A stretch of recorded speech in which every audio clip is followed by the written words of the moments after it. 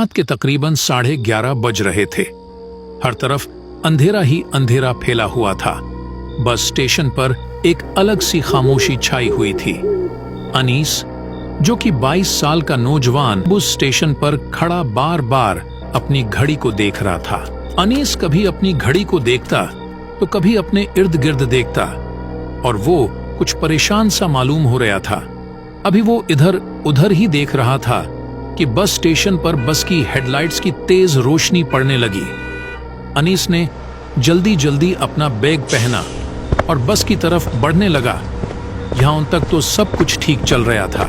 अनीस वो बस देखकर एकदम से घबराने लगा, लेकिन उसे मालूम नहीं था कि उसे बस में जाने से क्यों घबराहट महसूस हो रही थी। अनीस ने सोचा कि ये बस उसके बुरे ख्यालात है।